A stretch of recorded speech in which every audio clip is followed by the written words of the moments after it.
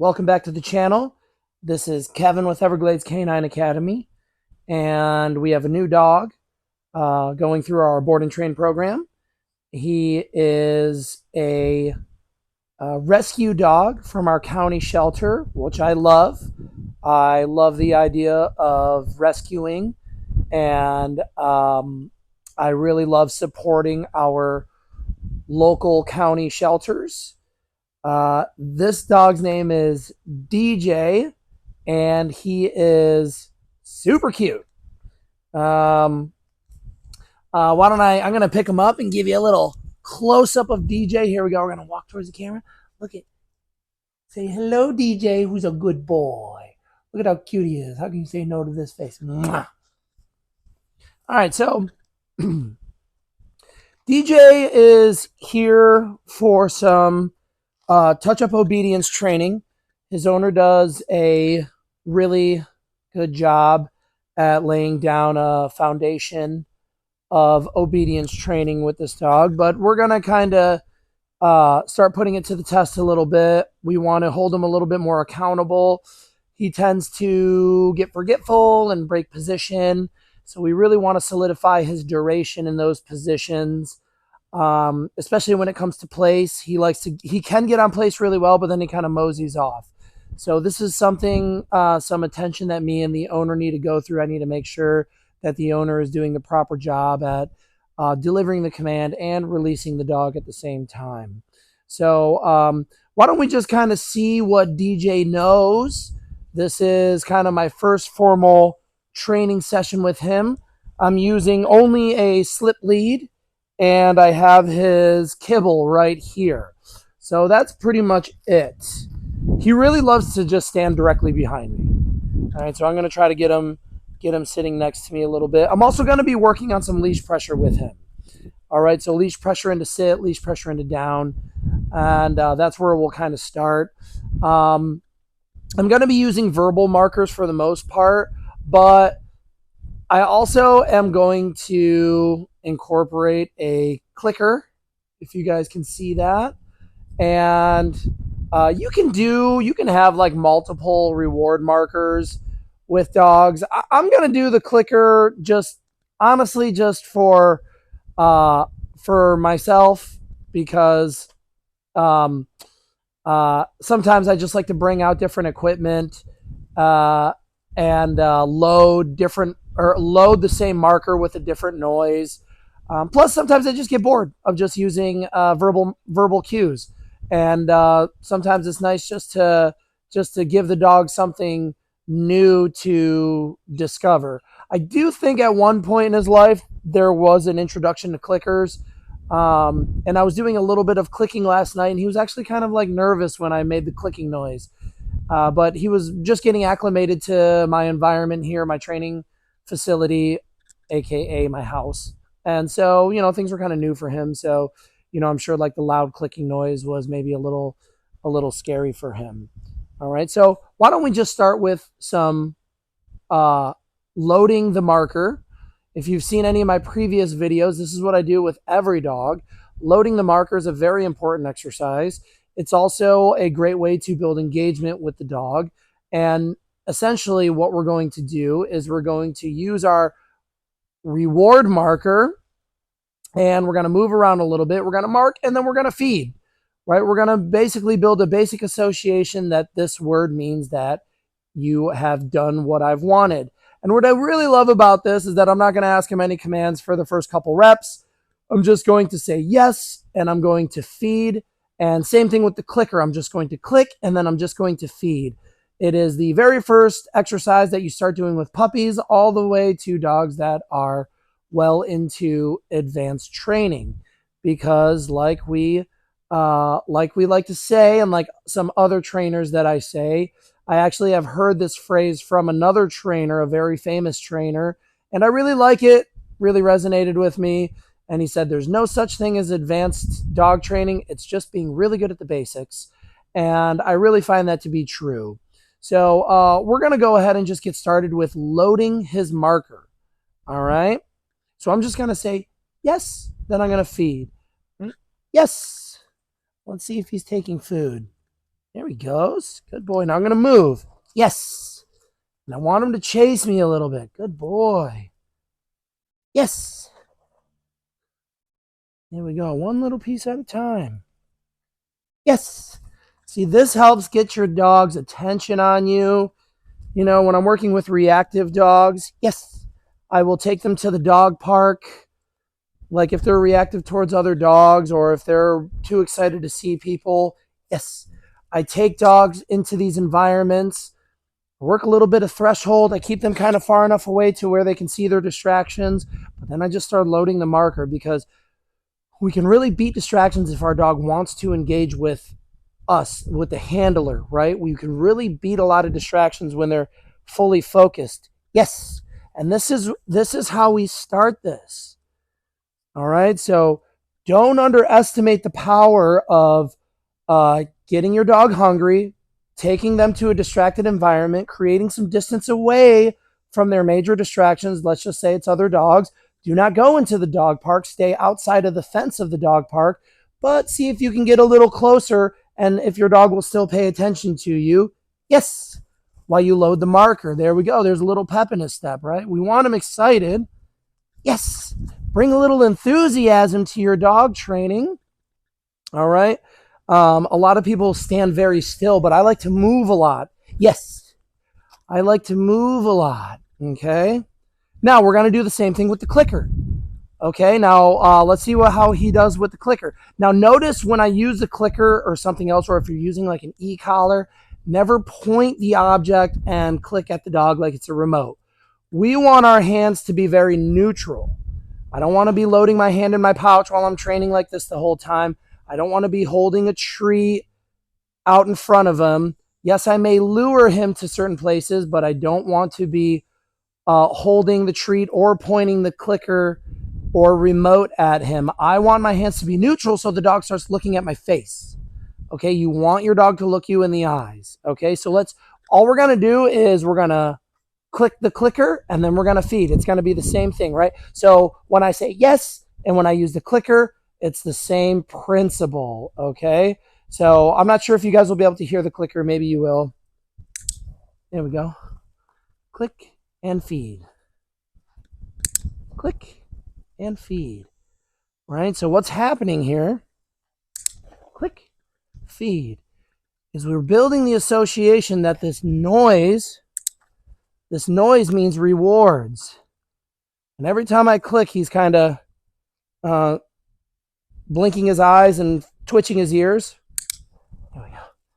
So we want to get him used to it. There we go. Good boy. All right, these are the very first steps of training, folks. I forgot how fun it is to use a clicker. I'm so used to just using a vocal reward marker. Oh, good boy. All right, good. Let's try some commands. DJ, sit. There we go. Now we click on the sit. Good boy. DJ, down.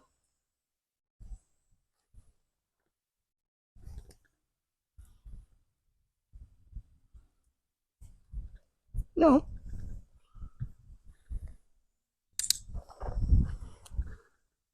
There we go. All right.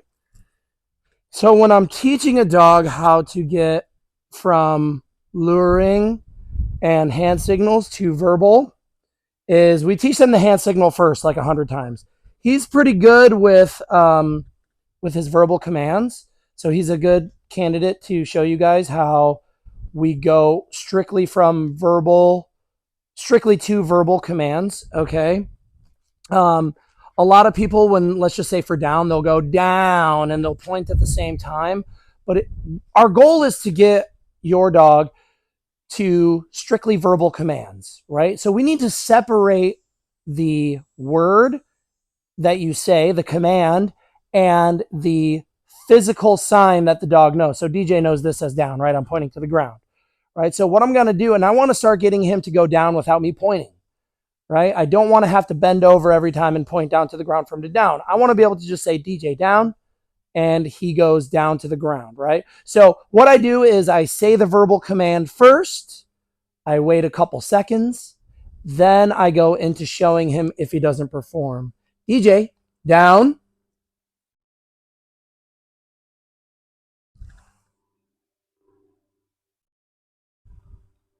Okay, so the hand signal's not working. He's just sitting. So now let's try some leash pressure.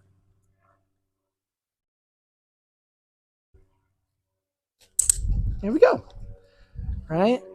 One reason why I love leash pressure because we need to have accountability in our training. He knows down. He does it all the time, but I said it. He just sat. He's like, this is good enough, right? I'm used to just sitting and getting what I want. And then I pointed with the hand signal that he knows, and he's still just wagging his tail, like, whatever, man, you know? And then what did I do? I used leash pressure. Okay. Leash pressure is the ultimate accountability. DJ, down.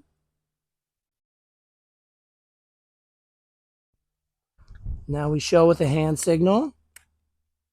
Little finger snap. Okay. So no compliance, leash pressure. Right? Still a little bit of protesting. Uh-uh. All right, here now we have a big protest. Let's let him go down. And we're going to hold. We don't want the dog to win these standoffs, right? And I'm not forcing him all the way down. Just putting pressure on him. Okay. Okay. You don't want to lose your grip. You want to maintain the pressure. Here we go. No, don't let him fight. Don't let him struggle. Oh, almost down. All right. This is actually a good presentation, you guys. A lot of owners will give up when their dog starts struggling like this. And you don't want to give up on the dog. He wants to try to wiggle out of it. Right? We really need to see this pressure through. If you give up, the dog will learn that they can just wiggle out of any pressure. And he does need help with his leash pressure. All right, so I'm not putting a bunch of pressure on him. There we go. There we go.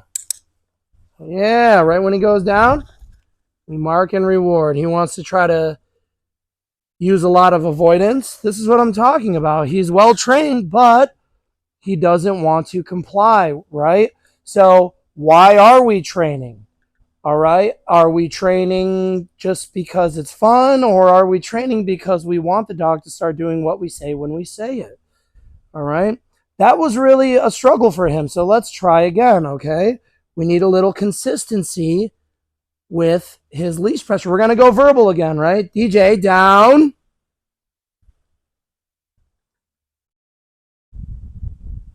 All right, there goes the avoidance. Here we go. Look at how easy that is. Good boy. Here we go. And the click and it's done. Look at how easy it becomes. Okay, let's try again. Right, when the dog is struggling with leash pressure, you know, we want to kind of repeat a little bit. This will also help with your everyday leash walking. All right, DJ, down. Show him the signal. No.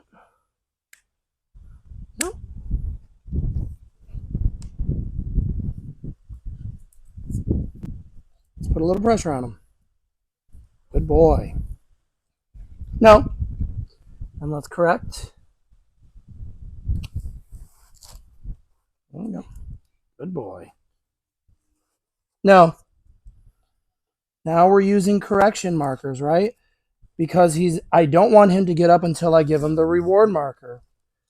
Okay, good boy. No. There we go. Let's reinforce. Good. There we go. Perfect. I was able to stand up. Okay. This is why I love leash pressure. Okay. Leash pressure really gets the job done, but you have to do it right. The force down always a little bit harder versus the forced sit. So leash pressure, you can't force too hard. You just have to put enough to make them a little uncomfortable so they comply with the leash. Right? Look at just a little pressure down. Right? We want to be able to do it with just 2 fingers. 2 fingers, boop, and then we go down. Okay? Good boy. DJ, come. Yes. That time I said yes and clicked. I'm so used to saying yes. All right, but when I'm working recall, even just a couple steps, I will mark. DJ, place. Where is he going? What's he doing, right? He's just so lackadaisical. He's like, I don't really care what you're trying to say. Right, this is where we're going to use leash pressure. Nope. Nope. Nope. Good. Click reward. That's what I want. Good boy. Let's try again. DJ, place.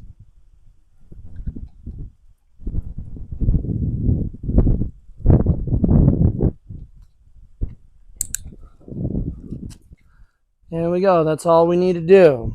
All right. So it's clear that he knows what these commands are, but it's also clear that he's used to protesting. All right. It's also clear that he's used to doing what he wants when he wants. All right. So we really need to kind of break through to him and let him know that you need to follow through with the commands that are given. No. Right? We don't want him leaving the placemat until we have either clicked or said yes. Good boy. And we start creating a little distance from him. Walk normally. Don't walk so slow. Walk normal. And what I'm waiting for is I'm waiting for him to kind of mosey off the placemat. All right. And before he gets off the placemat, I want to correct him. I want to correct him just by using spatial pressure.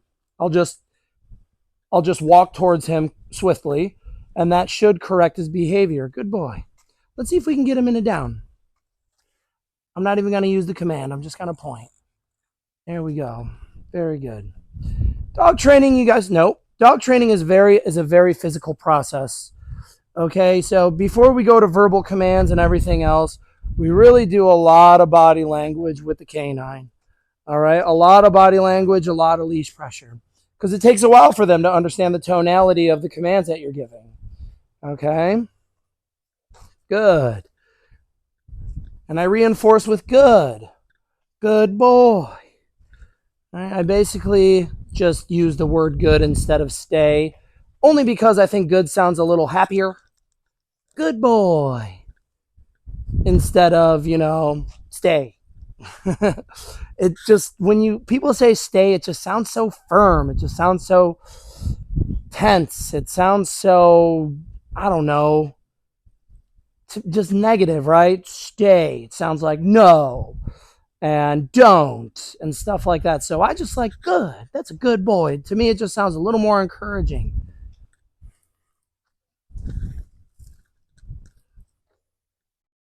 All right, let's click reward. Here we go. What a good boy. Look at that duration. Look at that duration. All right. All right, you guys, that was a pretty good session with the dog. It's getting a little warm out, so we're going to go ahead and let him cool off in the AC for a little bit, and then we're going to bring him out and we're going to repeat this. All right, we really want him. I also think I'm going to get him a little hungrier.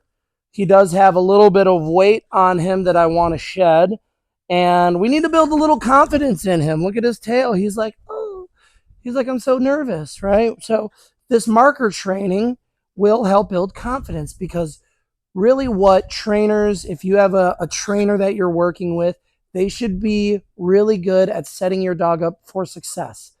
Everything your dog does should lead into a successful marker training session, success when you're out walking the leash. We really want to get to the point where you're communicating with your dog in a successful manner, clearly, and that's how you'll get those good results. All right. And success, when your dog is successful because you or your trainer, or if you are a trainer, if you know how to set the dog up for success in every session, you don't push them too far out of their limits, you just slowly get to your goals. That's how dogs build true confidence. That's how you end up having a perfect canine companion. Is your exercises are ending with success, are starting, working, and ending with success. And then, like I always said, keep your sessions short. Quick sessions, small sessions throughout the day, and you will master everything with your dog, including the clear communication. All right. With that said, you guys, if you have any questions, leave them in the comments below. If you're in need of training or video lessons or one-on-one phone lessons, feel free. I have clients all over the nation.